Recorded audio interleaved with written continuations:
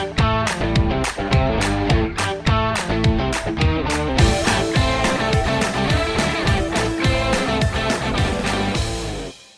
and welcome to Buildings of Tomorrow. My name is John Lester, and in today's episode we are talking about investing in smart buildings for the future. I'm joined today by Beat Vanza. He's the head of Siemens Smart Infrastructure Service and Solutions Portfolio Group. Beat, thank you very much for joining us. Thank you, John, for inviting me. It's an absolute pleasure, so thank you for the time. Today we're talking about investing in smart buildings, and first we want to talk about what do we mean when we talk about smart buildings, when we talk specifically about what they offer.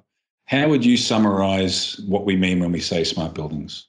Yeah, so smart buildings really are characterized by being able to address different stakeholders within a building, right? Mm-hmm. So normally you would have tenants, you can have operator, you can have facility manager, and you can also have the users of the buildings. And all those stakeholders have very different requirements vis-a-vis a building. Now, what COVID has shown us also is that the building needs to be able to have a high level of adaptability and flexibility because requirements change coming from the outside world. And then last but not least is it requires to have technology that needs to continuously adapt to the individual's requirements of the stakeholders, and that inside the building, but also outside the building, and most important, also over the whole life cycle of a building. Since we don't know whether COVID is going to go away, the buildings also need to be proven to be able to adapt to future requirements coming from the outside world. Perfect. So you're talking about that COVID has proven to us that things can change and things need to be changed within the operation and the functionality of the building. And if we can achieve that today, it means, in a month's time, a year's time, 10 years' time, we have a building that can continue to deliver those benefits. Yeah, absolutely. Yeah. And I think there is never a better moment in order to invest in smart buildings than it's actually today. Yeah, perfect.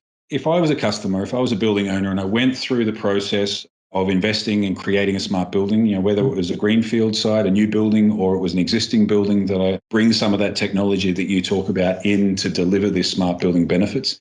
From a building owner perspective, what are some of the benefits? What are those additional reasons that I would go ahead and invest in a smart building with that kind of functionality?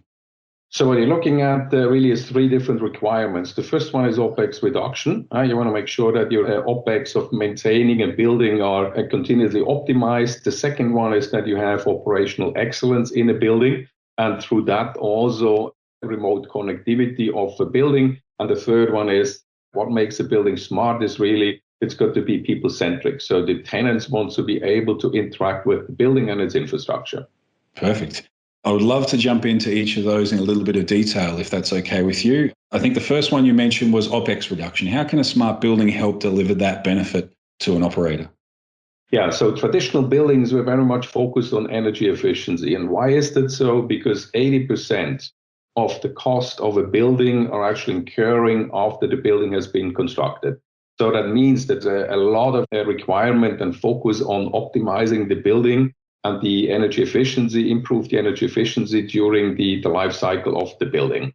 And that requires a lot of information, which helps then also continuously optimize the operational excellence of a building, and therefore then also adapt to the future needs of the tenants. So that requires also predictive maintenance, specifically during COVID times. You want to make sure that the building is actually sound and safe, even by investing or through investment into predictive maintenance. Yeah, perfect. And I can imagine in times like COVID, not only that predictive maintenance, but the ability for people going through the process of delivering and from a remote location would deliver a huge amount of benefit from that perspective as well. Yeah, absolutely. So what we've seen during COVID times is that buildings still need to be maintained. But on the other side, you're potentially not able to enter the building in a safe way. So what is the opportunity is remote connectivity that allows you to maintain and operate the building 7/24 remotely, right? That's one of the benefits. And the second one is also that this is specifically the time when you might have a lower loads on the building, that you can do refurbishment work and also upgrades then during the times when the building is not used as much as it was if it's fully loaded. Yeah.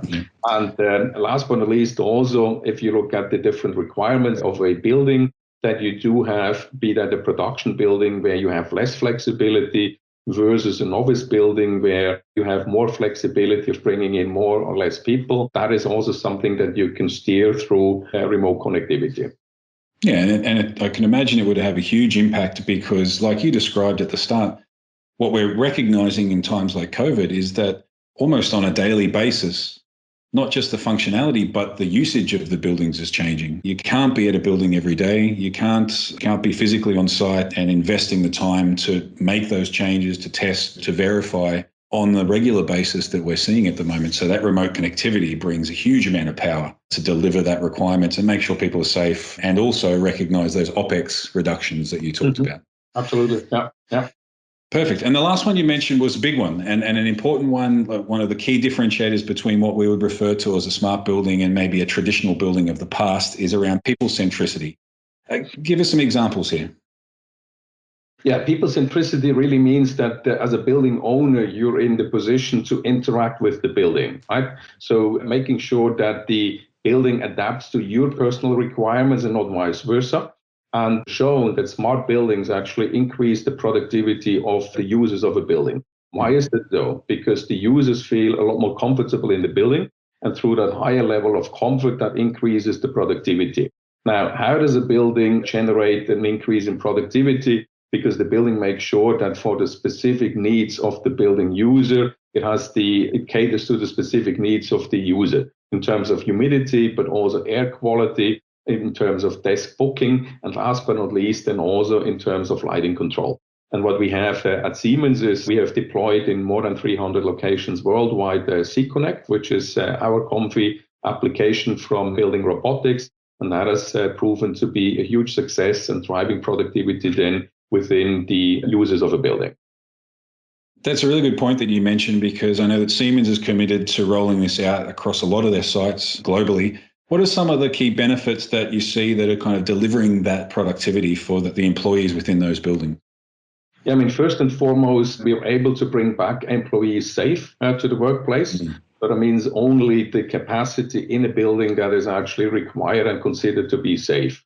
So that gives a good feeling for the employees, first of all. The second one is there is significant functionality also built into in terms of room booking, in terms of booking your desk, in terms of opening and accessing the building in there, specifically for the user and depending on the user rights that you have. So that increases productivity, but specifically also the level of comfort that the user has in a building.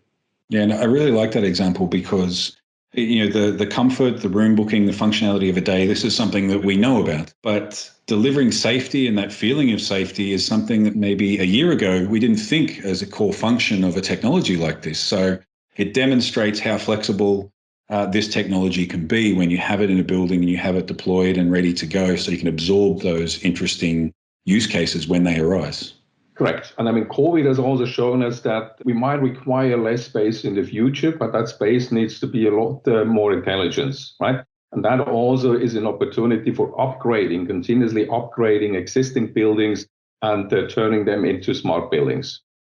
Yeah, and I like that one as well because we talked about the benefits for the occupant and how it can improve their day, but those benefits are also backed up by information for the operator or the real estate company or those managing the space. You can make some of the decisions that you just described with information rather than, a customer survey or an employee survey or something like this.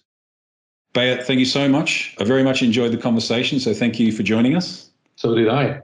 And thank you to everyone out there who is listening or watching us here on Buildings of Tomorrow. Please feel free to like, comment, or share this episode. Subscribe on the channel that you're viewing or listening to us. And look out for new episodes coming soon. We'll see you shortly.